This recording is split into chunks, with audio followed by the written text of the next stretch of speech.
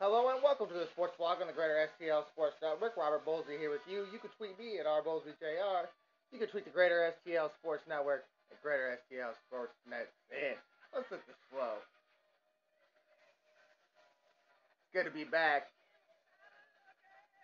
A little music to start the show. This is kind of how I feel about it, like we're back. It's time. And I've been gone for a while, and this has been real fun trying to do this, forgetting about how technology works. It's actually a lot of work. But I kind of wanted to do this again. Start off brand new. We got things going on with the Cardinals, things going on with the Blues, and I losing the Rams and things like that. I feel like it's the right time to bring back the show. But you can also find us on Facebook and YouTube. Just look up Greater STL One Word Sports Network, or on Facebook, you want to do it the hard way, facebook.com/GSTLSN. You can also find us on Ustream when we do these live. Just ustream.tv/channel/RBowlesbyJR. Now, how I wanted to start off this show, it's been a while, 365 for me. So it took me a while to get back on the show. You see how I messed up at the beginning right there with the song going. But I lost two really good friends over the past 365.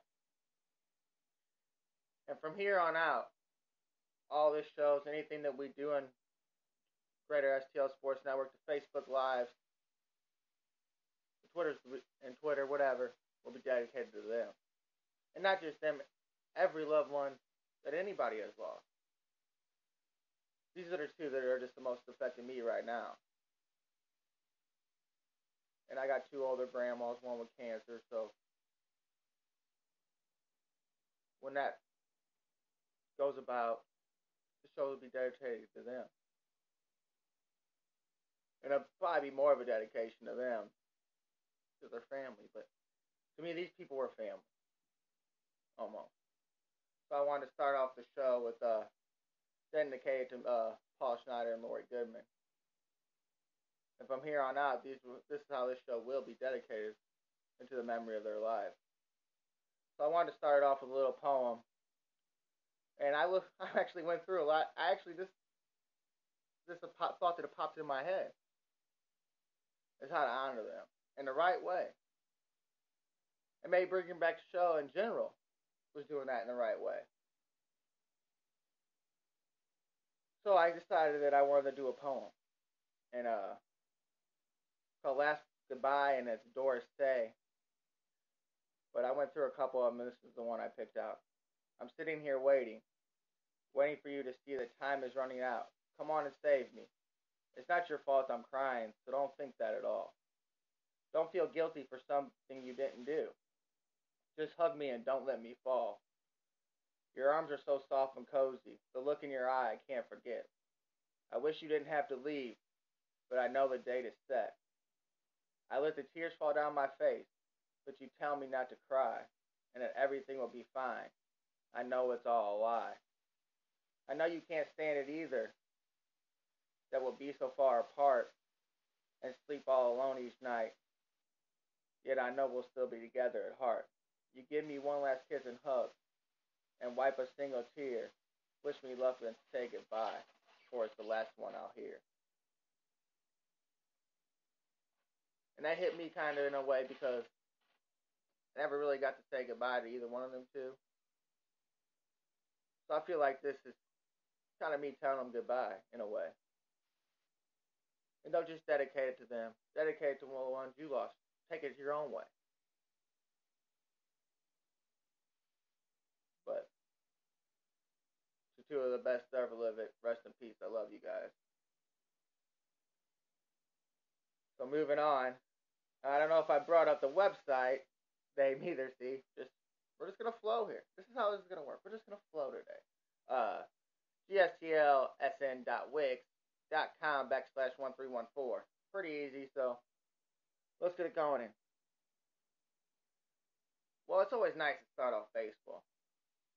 In general, my favorite sport. Always has been my favorite sport. Maybe it's the way I grew up.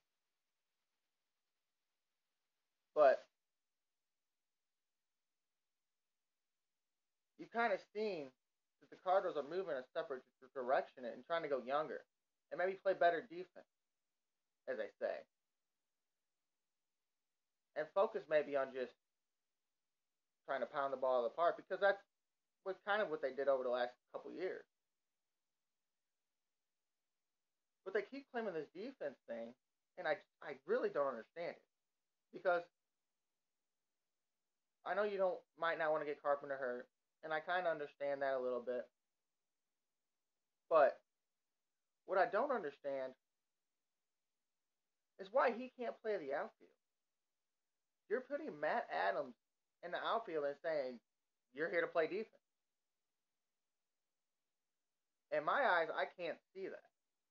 I mean, I literally can't figure out how you're saying that you're making yourself a better defensive team by putting a first baseman that's never played the outfield in the major leagues in the outfield because he lost some weight. Why can't Matt Carpenter play the outfield? You act like he's never played the outfield before. And he's played harder positions in the outfield. So like playing second base is rough. Having people slide into you on double plays. Having people slide into you at any time.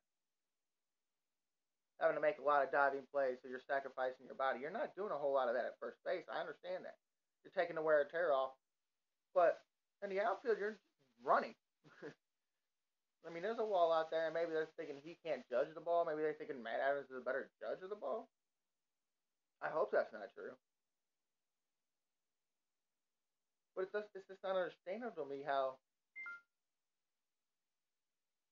it works like that. And not even that you're saying Colton Wong's a better defensive player at second base than anybody on the team. Yeah, he can play the outfield too, and Carpenter can play second. So I'm not understanding the whole we're trying to play better defense.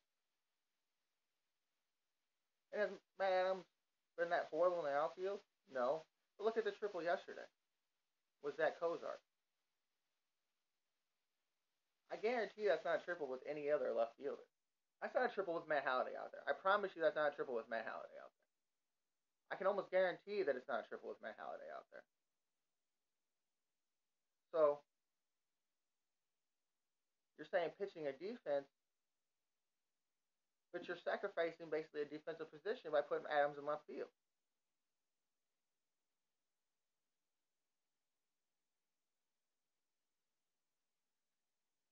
And it's not like the infield defense has played all that great. I mean, you pay $80 million to Mike Leake, who's a ground ball pitcher. He's not a strikeout pitcher. He's not anything but a ground ball pitcher. And you've seen what happened in the game. DNI singles, balls that were hit against the shift, which I'm not the biggest fan of the shift. It works against most left-handers, which is great. Great. Most left-handers. But you've seen guys like Anthony Rizzo. You've seen guys like Matt Adams drop down bunts that side, so there you go, sacrificing a single for a shift. The right-handed shift makes zero sense to me. Because it's not like left-handers are known to pull the ball. Most left-handers are pull hitters. There's not many left-handers out there, other than maybe the Ichiros of the game, that just slap the ball the other way. They're left-handed with consistency. And most right-handers aren't any better, but they're better at it. And when you're facing a right-handed pitcher who's going to get the ball in on you and stuff and things like that, there's going to be balls that just come off the bat funny, that look different, that a shift is going to deplete your chance of getting out. And it was proven the Mike Leake game. And then now the pitching was great for the first 5 games. We didn't have any offense. You had one good game of offense. That was it. I mean, it's sporadic. And then you see a game like yesterday, you make a bad few plays, and next thing you know, you're down 5-1, 5-0, 6-0, and you got your ace out there struggling to get through 5 innings. And it's the first week of the season. I'm not going to harp on it too much. It's not a big thing for me to care about. This is the first week. You got to let things flow out, like we're going to do with the show today. We're going to let things. But it's scary in a sense to think about that. What they're telling you might not be available with the products they have out there. And they say they're looking into a trade for Jose Quintanilla of the White Sox. So another pitcher to get in the mix. I don't know who you take out at this point after what you've seen. I guess Waka. They say they're going to gain innings here and there when they can with Waka. That's why he only had 85 pitches in the last game. So maybe that's where you're looking at. Maybe they're also thinking there could be an injury here and there. You never know. I actually don't know who they would use out of the bullpen if you look at the 5 starters. I don't think Leake's going down there. Martinez and Wainwright for sure not. And then you're Lynn and Waka. And with the way Lynn pitched, do you really want him to go back down there with the way you know he can pitch? So I think your wild card's Waka in that situation. So we'll see in the next few games how it pans out. How the defense gonna? Maybe it's just one game where they struggled. Maybe that's just something. How the offense pans out. But it's not the biggest thing to worry about in the beginning of the season like this. And of course, in St. Louis, we're gonna go nuts over it. Best fans on baseball on Twitter. It's the greatest thing in the world to see this kind of stuff. It's the baseball town. We're nuts. Lost the Rams. Probably gonna go even nuttier. But Blues in the playoffs also, so sports are kind of lighting up around here.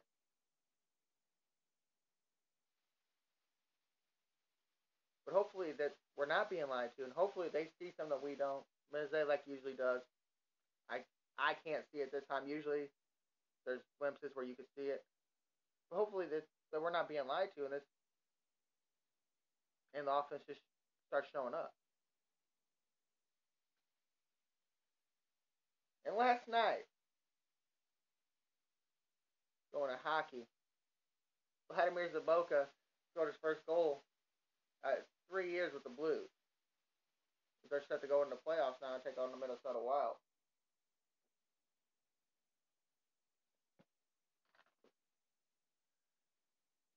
And I was going to get on here and I was going to bitch about Saboka, to be honest with you. Complain about it a lot. Because of what he had turned into in the KHL was more of a playmaker. And if you look at his stats in the NHL, 381 total games, 123 points. That's a point. That's only a point every 3 games. If you go off the way he played last night, though, he was out there on the penalty kill. He was out there on big face-offs. And basically, he's the new Paul Stastny. He's the guy that's going to go out there and do the dirty work as a top line center, but play on the bottom 6 to be out there against the top line. So mostly as a defensive player, and that's what they used him before, and he wasn't really all that great of a player. But maybe he's turned it around, and maybe he's the guy that can do that dirty work. Because if, like before, he's been a playmaker in the KHL and the other leagues he's played in, except in the NHL. And it hasn't worked out with the Bruins or with St. Louis. And the Bruins basically lose him in the same way that the Blues are using him. And that's just something that's odd to me, that they're going to use a goal scorer to play basically on a defensive position. But if you go off the way he played last night, maybe he caught something. Maybe he figured it out. He looked pretty good. Was winning faceoffs, scored a goal, was out there on killing all the penalties. Or maybe Mike Yeo sees something that Ken Hitchcock didn't see. Maybe Saboka didn't like the way Ken Hitchcock style, and He said he followed the Blues throughout the year, and so maybe he's seen something different of late, because there was no talk about it really when Hitchcock was here. Then all of a sudden Yo was here, and the trade deadline with losing Shattenkirk and things like that. All of a sudden it started to heat up a little bit. But I can't see why it's such a big deal, unless we're going to score a lot of goals, because we have a goaltender that's not the best in the league. Proven that Brian Elliott was the guy, and you guys know if you listen to the show, I'm a big Brian Elliott guy, and proven he's not as good. Our defense hasn't been a good in the last couple of years, and when we lose a defensive guy, it's not as good.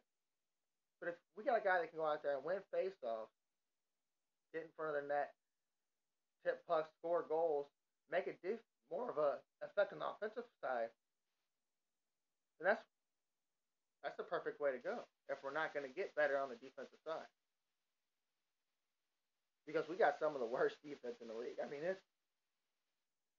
I haven't listened to the radio as much as like I used to with Kelly Chase, who's a little more amped to go with the Blues, but I bet he's ticked off. And they're not going to do it on the TV. They're not going to badmouth the team as much. Like J.K., John Kelly with the Saboka interview, saying this and that, and this is how they're going to use him, and this is the best he's been, blah, blah, showing stats where he averaged a point in 3 games with the Blues, even though they were acting like it was some big deal. We do need a guy that can go out there and win faceoffs without Stasny. And then if Stasny comes back, maybe that's what they're banking on. Maybe that's the difference. Back to the defense, we need defensive players.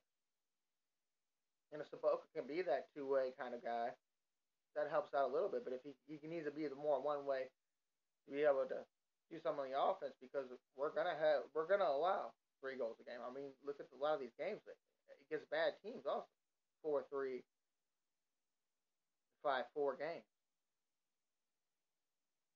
Even 3-2 games. I mean, 3 goals is, that's what the goalies want to stay under. We don't have a lot of them games that we're under. And, I mean, to be honest with you, I really like Carter Hutton. I like the way that guy plays. I mean, they say because he's short, he has to play that way, kind of, but he's real aggressive. He tries to get the offensive going. Not saying that he's better than Jake Allen, but I would like to see a goalie go out there and say, hey, we're going to allow this. This is what's going to happen. We're bad defense. We're not the top of the tier goalies in the league. We're going to allow some goals. Let's go out there and make a difference doing something else, being aggressive, trying to stop breakaways, getting out there out of the crease, doing things like going behind the net and getting the puck when you got the other teams in the offensive zone. I mean, that takes a player out of the play if your goalie can get himself equated into the offense. I really like the way he plays. I know he's not going to play. I'm just saying I really like the way he plays. And he's not going to play, so it don't matter. But that's what I'm saying. If Saboka can make that difference on the offensive side and win the faceoffs and keep the puck in the offensive zone and help us out on the penalty kill, then maybe he is an upgrade. I just haven't seen him do it yet. And I watched him play. I never liked him. I never got the whole Saboka thing. Never ever. We put a guy that wants to be a goal scorer, and we put him in a spot where he doesn't score goals. This is where he can't score goals. It's just not a thing that makes a whole lot of sense. Now, this is kind of a fun series coming up, though, with the Blues. Because Mike Yeo, who was going to be the coach next year, Hitchcock got fired, became the, interim coach. That's going to be the coach. So he became the head coach. This year he's going to get to play his former team in the first round. Now, I like to see the people put on Twitter that, this is the best guy to go against the Wild. He knows their strategies, blah, blah, blah. It's the same players. Well, different coaches have different tweaks in that, but it's kind of fun it's already kind of been a little bit of a rivalry. It's happened over the past couple of years with met in big situations. But Minnesota Wild got some goal scorers.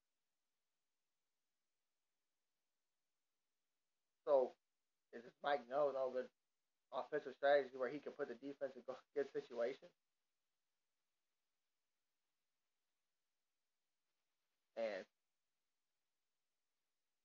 how much are you going to have your top players out there against their top players going back and forth when we know like Tarasenko isn't the fondest of playing defense? Are you going to have that fourth line out there who actually has been an offensive fourth line lately with Ryan Reeves, Scotty Upshall scoring a shorthand goal the other game. I like Braziak on the offense. He always seems like he's getting in the mix. Are you going to have them out there trying to stop the Zach Parisis of the world? See, that's the problem with not having a very good defensive team. When a team actually has some goal scorers, it can work against you. And really, sports is the only reason even to have cable. Really, like Wednesday, I'm gonna be happy as hell to have cable. Or actually, I think it's Thursday when the Blues play again. Wednesday. When they start the series, gets wild. There you go. There's not much reason to have cable. I mean, I flip through the channels a lot, and I just don't see nothing interesting. I mean, I watch a lot of Sports Center, which I always have. Like, even having cable, I watch a lot of Sports Center, and didn't really like. I know, like, I've had so many different kinds of cable, but I've seen it so much. Like, I cut the cord, and like that digital TV crap ain't that bad. Like, you don't get everything you need, but you get enough. I mean, they have Family Guy on there every now and then on, Channel 4.3 or whatever, Channel 5.3, the basically an old school court TV. People don't even. I can't believe the other day I was talking to somebody and said, "You remember when True TV was court TV?" And they said that it never was. Like, you're nuts. And they're like, "No, it never was." I'm like, I'm telling you that the whole True TV is court TV. And they literally had to get on Google and look it up and show them that, like, this is how it was. And he's my age. And I couldn't believe that shit. That you ain't remember court TV. I mean, that's how lame I am. I'm out there watching Sports Center and court TV. But yeah, it wasn't that bad, and it's not that bad. But you need your sports. You gotta have. It doesn't have baseball. You don't have a whole lot. You don't have Sports Center. You get whatever they have on Fox and CBS every now and then. NBC with football. It's not the best thing in the world, but it's also not the worst thing. But I was watching. I'm a big Seth MacFarlane fan. Anything he does is hilarious to me. Mostly anything he does. Wow, West, whatever. Wasn't that bad. People didn't like it, but it really wasn't that bad.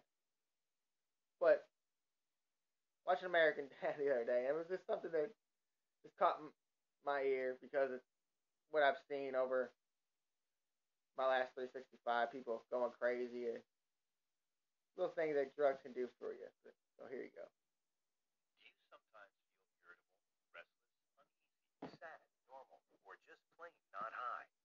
Maybe it's time to try crack.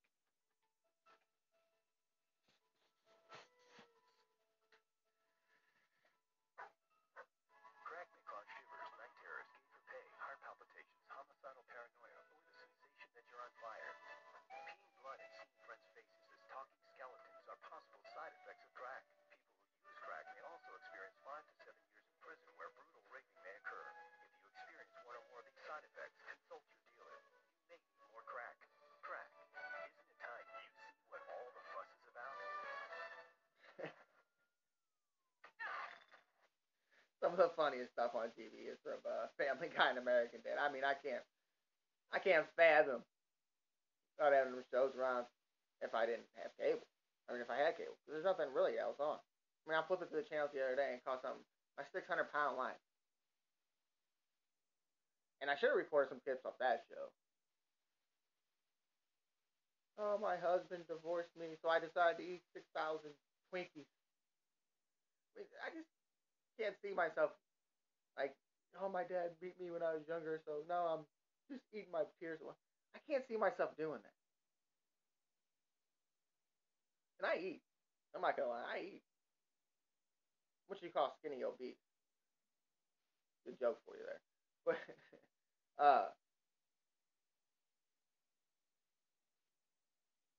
I just can't fathom of trying to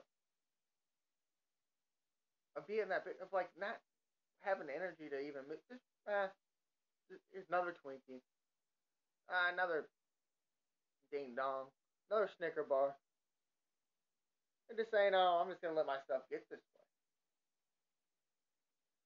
I mean, that's what I'm saying about having cable. Like, I can't see myself sitting there doing it, and I listen to a lot more radio than anything. I can see myself sitting there for a couple hours, eating something, and listening to radio. But that's what I'm saying. A couple hours.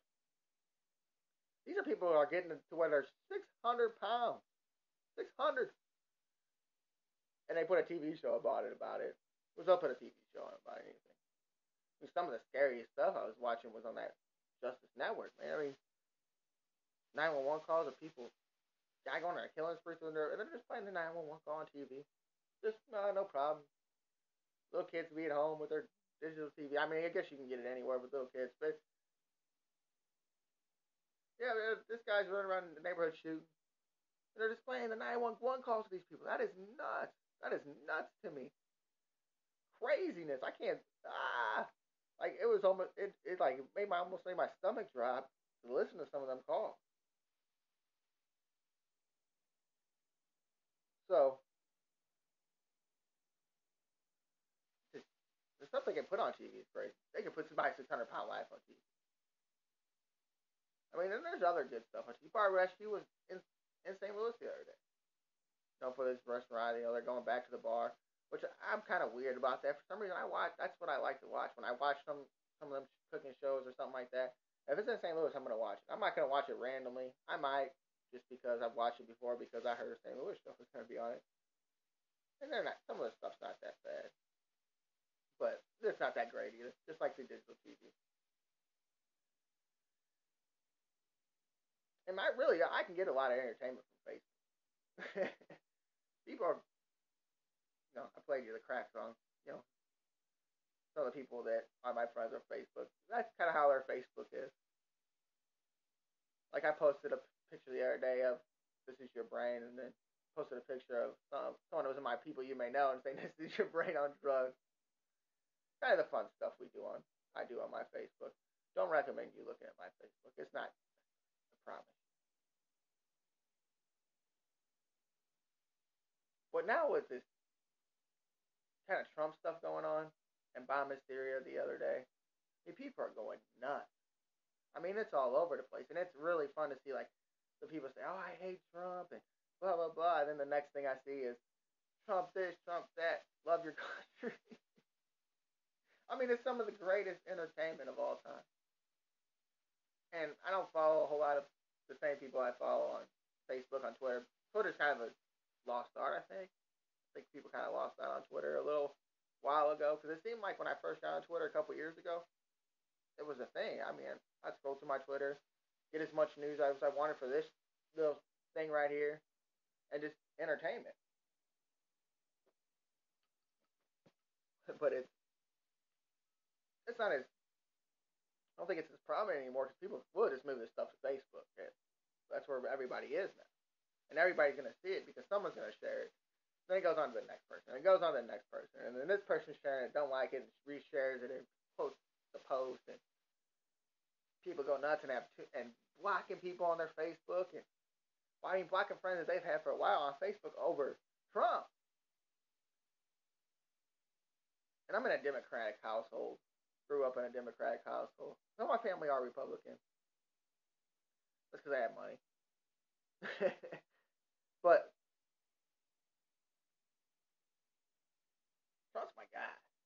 Like I played a lot of Trump stuff on the show, which we'll get to going. Like I said, with the technology nowadays, a year later, it's a joke. But I don't have as much resources as I had before right now. Definitely where I'm at with this crappy internet. I'm surprised this thing is actually still going. And we'll see how the video quality is. I don't have the sound. But we'll get things moving on as we go. But wish I had some more Trump, just to play some random Trump.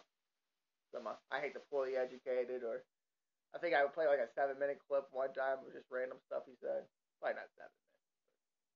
What the hell? But you get a lot of entertainment from your Facebook. Like, really good entertainment from these people that are just nutballs. Like, I understand some of it, like, some of the stuff's about the wall, and some of the stuff's maybe being scared of these bombing places, but hey, if you're going to protect the country, you're going to protect other countries to get allies, I'm down for you. It's not like any other president did anything different. Like, people hated Obama just because he was black. It wasn't this prominent where people hated Obama because of his policies. They hated Obama because he was black.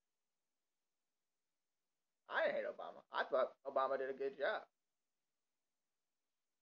Now, he might have put the debt a little higher, but there was things that he was trying to do to help the people out. It didn't work out. Things don't work out all the time. George Bush ran around looking for weapons of mass destruction. It didn't work out. You don't hear about that as much as you hear about Obama. Obama. But yeah, it's just crazy how people can get on politics.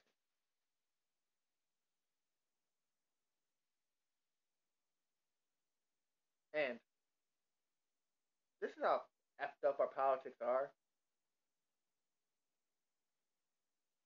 Is that there's people actually messing with like Linda McMahon and who's Vince McMahon's wife, runs WWE, blah blah blah, la da da da, who want to send a seat, and people are asking her about John Cena, Triple H, Nikki Bella. I mean, this is how much our politics care. Hey, we're gonna mess around with some wrestling. Sooner or later, we're gonna get like a conservative one. Is Triple H calls himself the King of Kings, that's a Jesus or God or whatever one it is. I don't know.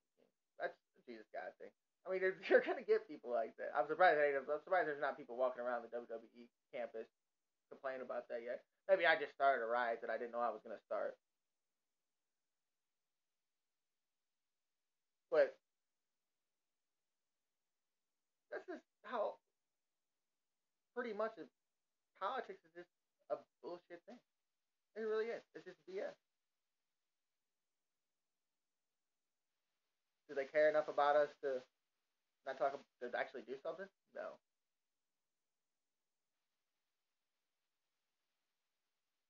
This is how politics work, and that's why people say when something happens in a business, that's how politics works. Because politics is basically fake. It's fake news. I wish I could do a Trump voice. That'd be awesome. I mean, that's how funny it is. Is Facebook put up the other thing. This is how you spot fake news. I mean, are we getting that deep into it because he's having fun? Politics is BS. He knows it. Maybe he's trying to find a way to change it. I can't tell you what he's doing. It's just fun for me. You're actually having fun with politics. Something I never thought I would do. Something that I promise you people never thought they would do.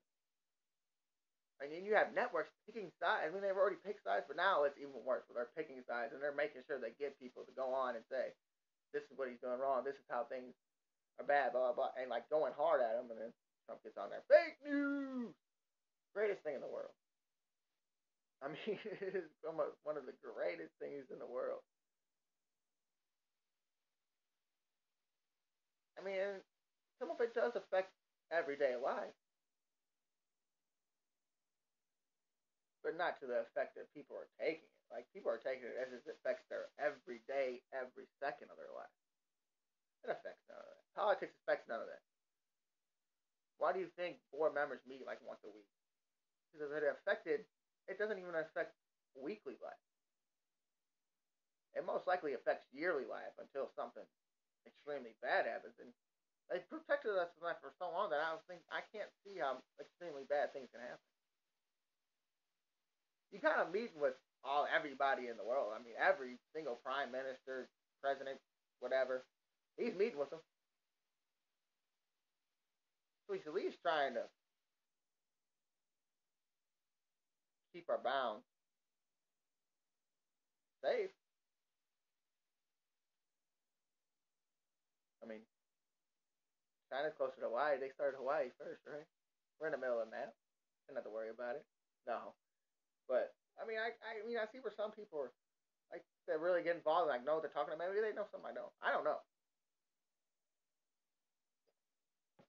I'm not the smartest guy in the world to ask about it. I'm just saying. I just think it's hilarious.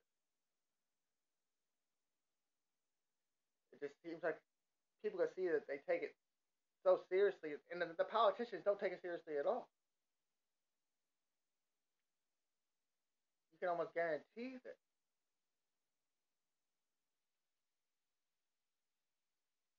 Trump doesn't really take it seriously at all by the way he talks on Twitter every 5 seconds. He's slowed down on that. I guess because he's up tweeting at 2 o'clock in the morning, like with our president on dope crack. Play the American Dad thing again. He's a little irritable. Not getting no sleep. No, no. But he's protecting us so far, and nothing too bad. I mean, we're first 100 days or whatever. They were counting down on CNN the first 100 days, and not that I watch a whole bunch of theater. I don't watch. That doesn't interest me at all to watch any of that stuff. You just when you're flipping through the channels, like I'm starting to use the guy technology. Uh, I really sound like that. I'm like 45 years old or something. Doesn't know what the hell I'm talking about. I'm 30 years old talking about technology. But you see it first 100 days, and you go to someone's house and they're watching it first 100 days. Like every time you see it, like they were counting down to make sure that like people knew that this was what's gonna happen. It's gonna go bad. Man, I don't think there's like too much of a way to where he can f it up too much because he's got other like most other people make decisions. But if you need entertainment, just follow a couple people on Facebook and they'll entertain you for hours of political talk. And it's just funny reading this stuff. It's just good time.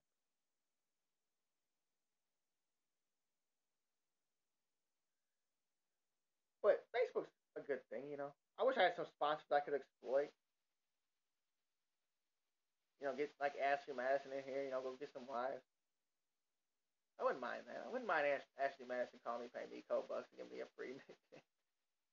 I mean, my Ashley Madison right now is free. It's on Facebook. But anyway, that's what I'm. We need some sponsors, some food sponsors. I could, just have some foods in here right now, and just then maybe we have some technology if we have some sponsors where I could take a break and get a pizza place to come sponsor me. come get the podcast that's sitting in the basement on his on a tablet, hoping the internet works enough to get through an hour show. No, be nice though. I'm pretty good with married chicks. You know, RBoltyJR on Twitter. Hit me up. I'll give my email. Uh, Facebook. No, don't get on Facebook. But yeah, it's crazy people do that kind of stuff. It's like they have to put their name out there. Like like when I'm talking about with Ashley Madison. Like you're gonna share your wife, you're gonna go put it on a website with your credit card, by the way. It probably comes up with something like, oh, we'll pass through that. It's not like they can't call a phone number or get on the internet now to stop it and see that, oh, my husband's like Ashley Madison. Remember a few years ago, maybe not a few years ago, maybe even last year or the year before. Can't remember. 2 years ago. Wow, maybe not. When all them ESPN employees got caught on there. It's kind of funny that people can hack into that kind of stuff. They can hack into here, like, put some money in the sports blog donation fund. No, GSBL.com or .wix.com /1314. They would put their name out there for that kind of stuff. I mean, that's the only good thing. That's the difference in Twitter. I know people make fake Facebook too, but people put the little now it's a person instead of the egg. Can't believe people didn't go nuts over that. Twitter switching to the egg or from the egg. How am I gonna hide myself? Most people probably put themselves. Most guys will probably put themselves to a girl to get more followers. That was on Facebook too. People do that. Put themselves to a girl to get. Oh, I got so many people. I'll put myself out there. I say the most random shit. I say the most random shit on this show. I find the most random stuff to talk about on this show. I just play the crap video. Put my name out there. Who cares? But the people put their name on. But some people will really put their name on some of this. Now we're gonna get to something that was my favorite part of the show when we were doing the show. It's a little something I like to call weird news. Now this is I like lists. Give me a list, a good list, and I'll read it. But this list is from the Lee Morn of the Huffington Post, and it's 15 random things left behind in an Uber. With a cape, an engagement ring, Harry Potter glasses, painting, violin, wedding outfit, a laser, a smoke machine, a cut out elf, a rubber mallet, a dog sweater, and bulletproof vest.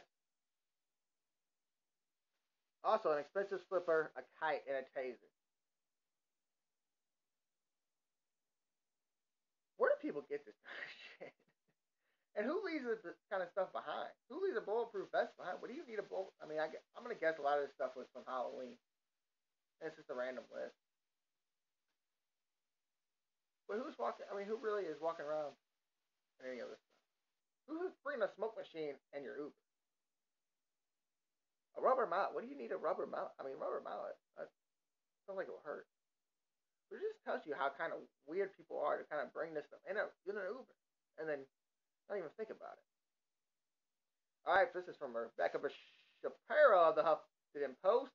CVS has decided it won't press charges against a homeless man who employs at a Trenton, Michigan store accidentally locked inside the establishment.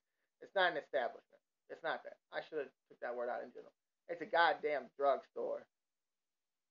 It's a Walgreens. It's not an establishment. It's a freaking corner store establishment. But anyways, multiple outlets reported this week that Harry and Bernschneider, 56, faced charges for eating some snacks after he found himself locked in the pharmacy. Bernschneider told police that he had fallen asleep by the blood pressure machine last week. He awoke around 1 a.m. to find himself locked in the store, according to the local report. He snacked on some Fig Newton, had some chocolate milk, grabbed a bottle of soda, and also took what he thought was a watch but turned out to be a heart monitor. After an alarm was set off, police were called to arrest him. Local station WXYZ reported that the pharmacy faced intense backlash on social media once the story went viral. The News Herald reported that a CVS spokesman said in a statement, CVS has resourced this more extensively, and based on the circumstances, we are not going to press charges. In a statement provided to CBS Detroit, the pharmacy said CVS is not charging him. Once the police were looking at his criminal record, there were other things to take care of, and so we're not pursuing it. Bernstein reportedly has misdemeanor arrest out for warrant. Now that should tell you that your employees aren't doing a good job. Essentially, that should tell you, that your employees are not doing the best job of watching your store. And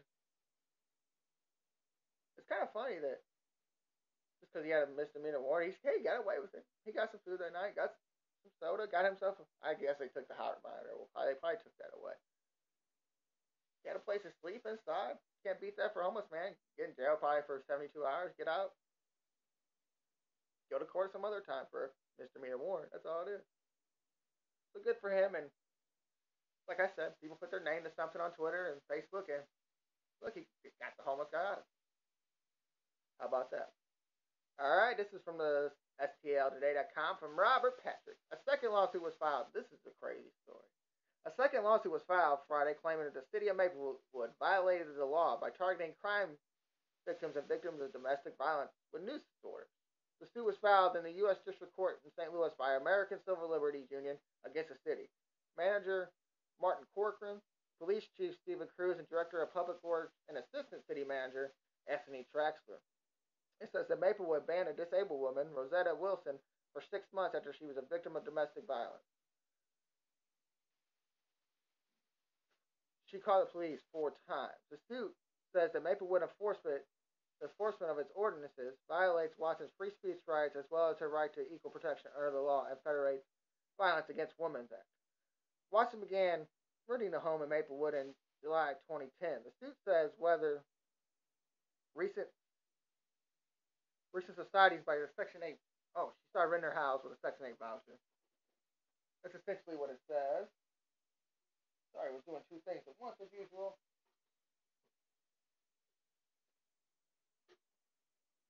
And this is why we need a break. There we go.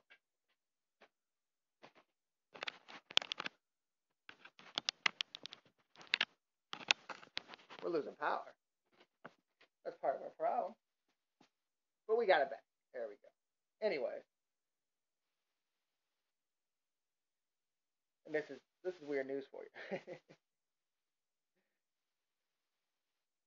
Anyways, the suit says Maplewood's enforcement of its ordinances violates the woman Watson's free speech rights as well as her right to equal protection under the Law Enforcement and Federal Violence Act Against Women. Watson began renting the home in Maplewood in July 2010, the suit says, with her rent subsidized by a Section 8 voucher. There we go.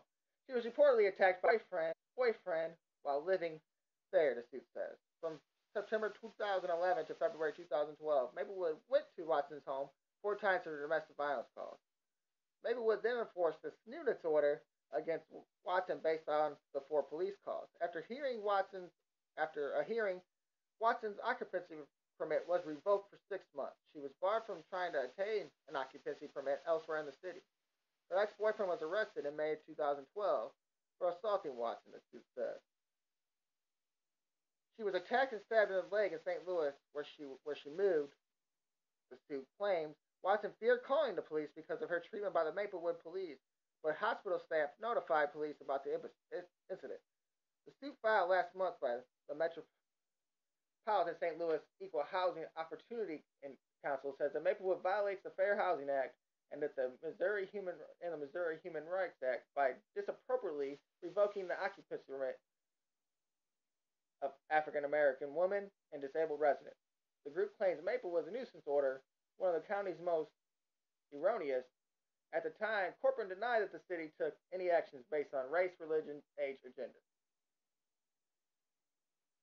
Now, it's crazy that a city could kick you out for calling a police. Actually, I kind of know the feeling. We won't talk about that situation. Might get me in trouble. But hey, if that's the rules, that's the rules. And that's a crazy story that they can do that to somebody. Definitely they would do that to a disabled person. But you can just, hey, you can't live here for 6 months. It's almost like a prison sentence if you think about it. Hey, you can't live here for 6 months. That's crazy to think about. You can't have a place to live for 6 months in this city.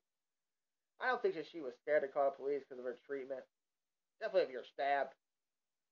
And who was she stabbed by? I mean, this was the same guy. Who knows? This is a crazy story to think about. And I'll check up on it maybe.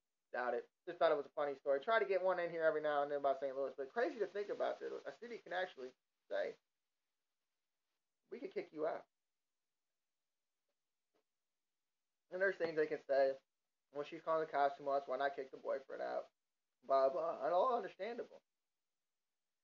It's just crazy to think about. It makes you kind of want to think about how you're going to act in your city.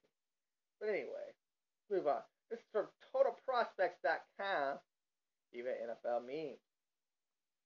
After an initial report that got the Coastal Carolina University cheerleading team suspended indefinitely, a pending an investigation.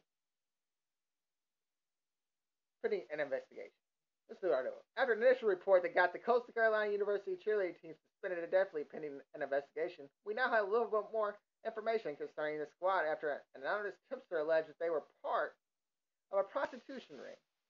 The initial report, the WMBF, a cheerleader who spoke on the condition of anonymity, that an investigator with the CCU Department of Public Safety came to their practice Wednesday night. The cheerleader said the investigator explained to the team an anonymous letter was mailed to the school president, David DeCinto, on March 7th, alleging that the team members were involved in a long list of things including prostitution, purchasing alcohol for underage team members, and paying others to complete their homework assignments. According to the cheerleader, the team was met by police outside the HTC Center after practice, who called the names of individual team members and took them to the CCU police station for questioning. During the questioning, cheerleader said police searched through their cell phones. She said the officers then told them to leave around 11 p.m. after they telling them they did nothing wrong. According to the investigation done by the school, some of the girls admitted to working as escorts and using secretaragents.com, a legal website that helps connecting women with sugar daddies. The entire cheer team has been suspended from cheerleading due to the pending conduct investigation, but are still permitted to attend class. Via the Charlotte Observer, according to the investigation reports contained by the Sun News through the Freedom of Information Act, cheerleaders involved in the escort service were paid between $100 and $1,500 per day. Cheerleaders would not engage in sexual favors, report, with investigating found evidence of an escort service. The cheerleaders ran the operation through the website seekingarrangements.com, according to the report. Text messages between the cheerleaders advised team members working at the strip club, including the Dow House, to quit their jobs until after a national cheerleading competition takes place in Daytona Beach, Florida. According to the report, Deadspin has obtained a copy of the school's investigation, which you can go see at Deadspin.com. I want to go back to college. I went to the wrong goddamn college. I think I get these things a lot. I don't look for them. I seem to find them, though, where it makes me want to go back to college. I mean, I can look a little younger than 30. Can I lie about my age in college? Go get someone else's identity. Hey, can you help me out? Get me in college so I can hang out with the cheerleaders. It's crazy to think that the things that can happen, the things that people could do. They're running a prostitution, escort, sugar daddy ring at the college with the cheerleaders, getting the 18-year-olds involved, buying them alcohol, getting them effed up. I want to go back to school. All right, let's move on. I know I'm sad. All right, let's move on. It's crazy to think that the cheerleaders out there doing their thing. Hey, player athletes can't get money, they find a way to get it. The cheerleaders did too. So, hey, can't be mad at them. All right, let's go to the last story right here from Yahoo Sports Fever. Big League News, Chris Cough. Reds pitcher Alan we'll just call him Ian K, who has been suspended 50 games after his second failed test for drug abuse. But at some point after he submitted the sample, but before the suspension, the 19-year-old appeared to have posted some videos of his drug use on Snapchat. This is why I don't have a Snapchat.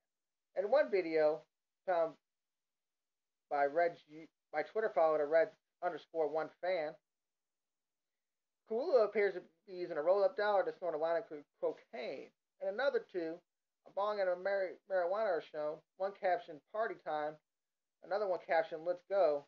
Of the four, two were captioned "Wake and Bake." Reds player development director. The Reds player development director, when it was asked when acquired is Kulu in a video, so he said, "To the best of our understanding, yes." Why do people do this? Why do people that are out there getting money are putting themselves out there where everybody can see, everybody can find you? This guy, I looked him up on Twitter, has like 15 followers yet. Somehow found, that's on Twitter. I don't know what he does on Snapchat, but found this guy on Snapchat. Snorting lines. Matty Mock. Matty Mock did the same thing. Why put yourself out there to where you're going to get caught and lose could be $1 million dream? There's a way to get around and not get caught with drugs. I don't know any of them. I don't need them. But there's a way not to get caught. And one of them's not having Snapchat to show everybody that you're doing drugs on. I don't know what Matty Monk's video was on, but it's on something that it shouldn't have been on. Because he's no longer around. Drew Lock.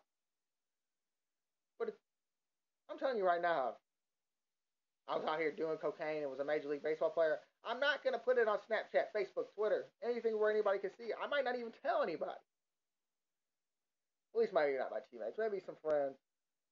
Never know, maybe Matty Mark's friends were the ones that put him out there on there where he got caught. So this prostitution rings and drug habit. Weird news. All right, let's move it on. We're going to go to the hometown rundown. And in case you missed it in the last year, no, the St. Louis Ambats concluded their season on February 26th with a 3-1 loss to the Baltimore Blast in the season. The season ended with 1-19, with their only win coming against the Florida Tropics. They're claiming they're coming back next season. I couldn't find the schedules for them to tell me. They're doing a lot of surveys on Facebook, Twitter, and all that on the website.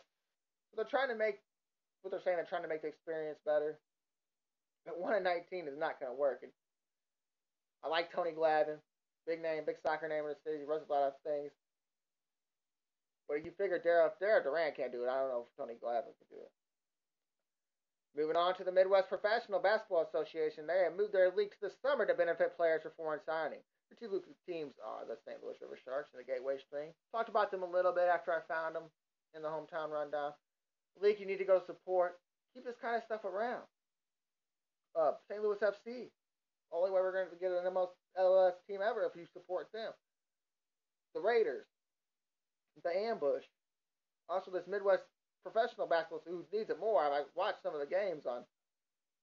They have a website where you can watch some of their games. I've seen them, and there's not a whole lot of people that are getting there. And definitely with this MLS vote using St. Louis FC, we're going to get to them. Ambush. You got to prove to the people that have the money that want to get this thing done that you're going to support it. And that's the only way that they're going to spend their money out there and not need a vote or something like that. And St. Louis FC supposedly had a record crowd in their first game, this first home game that they actually won. So it's nice to see that people are getting out there and selling out and proving this is the only way to prove that we're going to be able to get a team. If that's what you want. I wouldn't mind having an MLC. I don't know if I would pick that over going to the Cardinal game because it's cheaper or going to anything else. Even to go watch some Arena League football, to be honest with you. But it's something else to have. St. Louis FC has started their third season in the United Soccer League. Their first game started with a tie on the road at Louisville City FC. Goalkeeper Daniel Gorick made 6 saves. FC was outshot 21-4, 6-0 on shots on goal. Not a very good game. Glad he came out with a tie.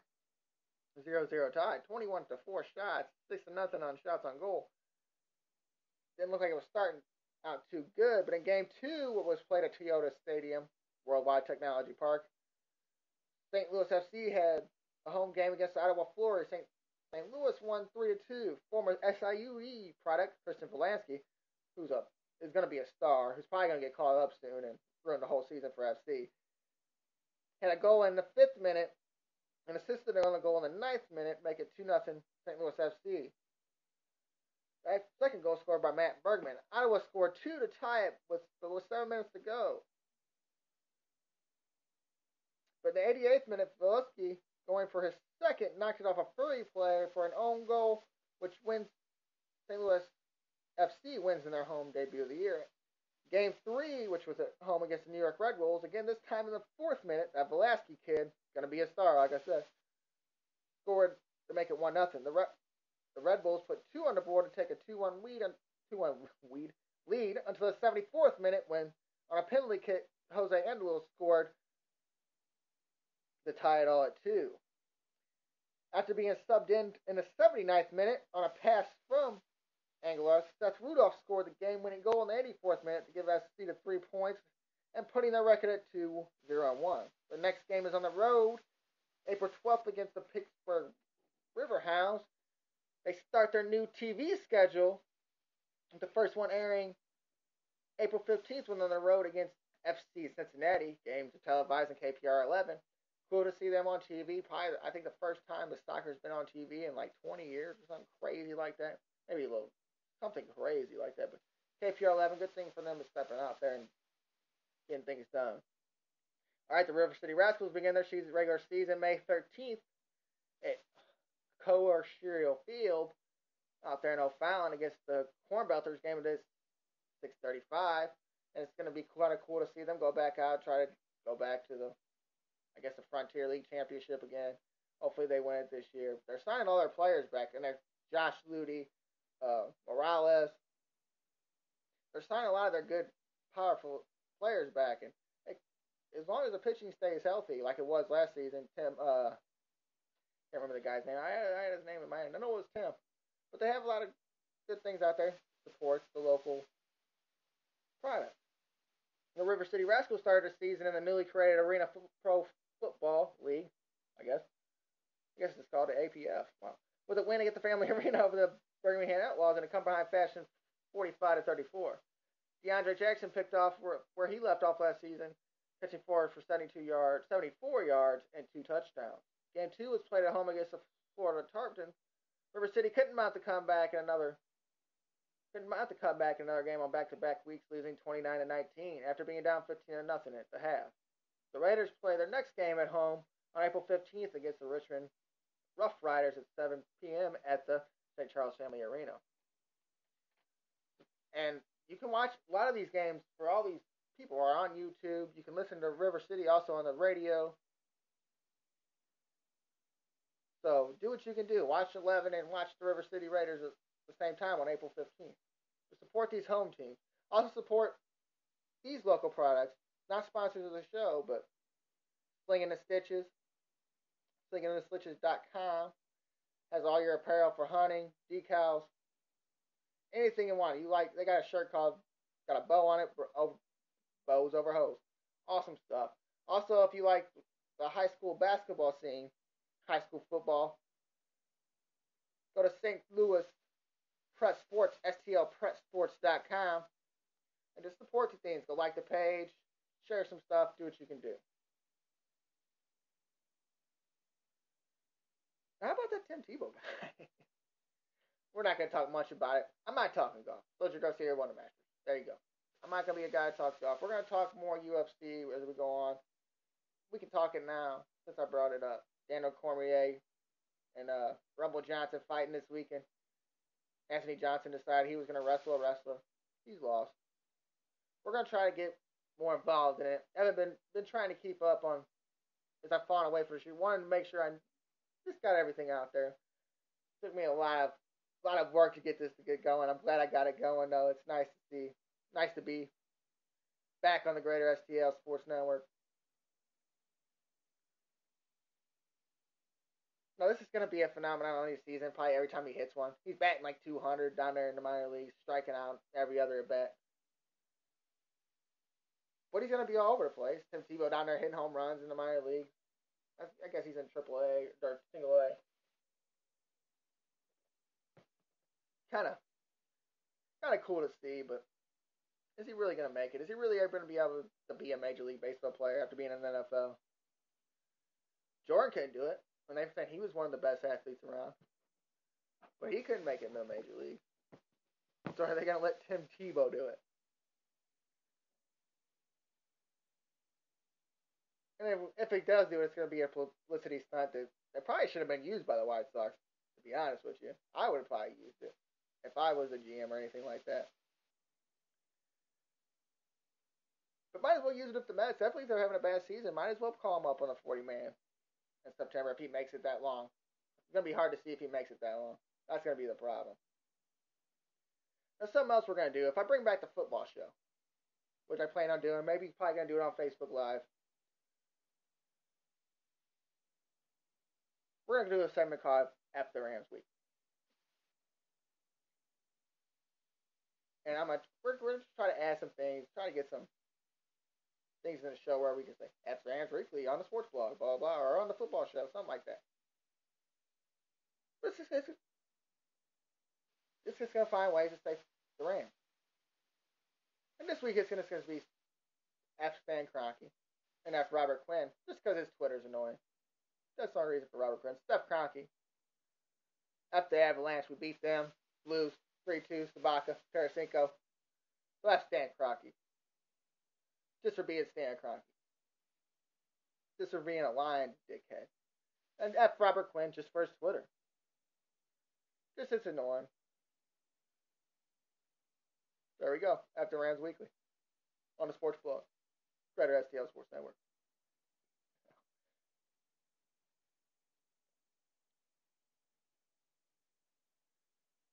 And it's just crazy how things go like that in sports. Where we, like, you just want to do a segment like that. I got their answer weekly. FLA Weekly, actually. Lavier Ball. He's an idiot, too. Son lost cut 3 white guys. Chris Carter comes back. 2 of them white guys have more points than your son. I like that kind of stuff. So F him, too. Throw him in there. He's part of LA. FLA Weekly. Hell, fuck it. What are they going to do? Kind of crazy.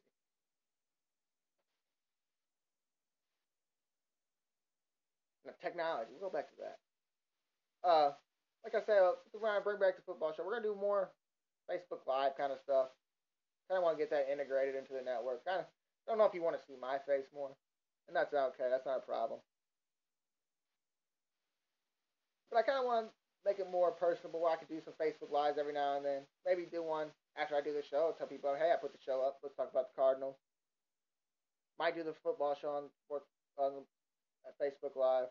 Gonna try to embed it to the site. We're gonna work on the site. I've been working on it a little bit, trying to fix the mobile site. The mobile one sucks when you click on it on your mobile phone. Technology, though, you know. And I feel like I've neglected it enough from the beginning that I didn't put as much effort as I could have put into it, and that I didn't look up enough stuff as I could have put into it, like doing a Facebook Live, which I know is a new thing. I don't know if it was even around when I first started. We're trying to add things to make this better, to get more views, to make it more fun for you and me.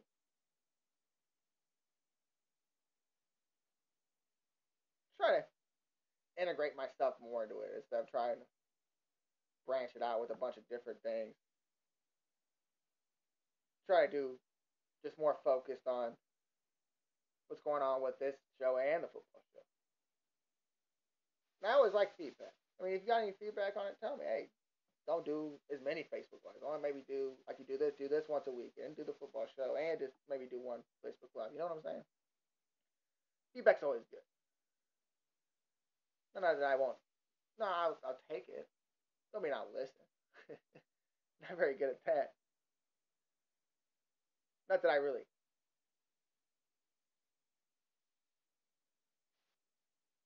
am doing anything wrong with the network, I guess.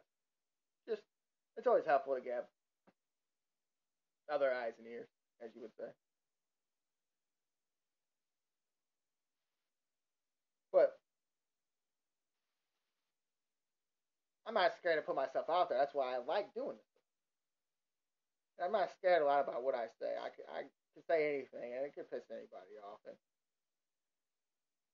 it's not gonna piss anybody off. I'm not going like at people, but I put myself out here enough.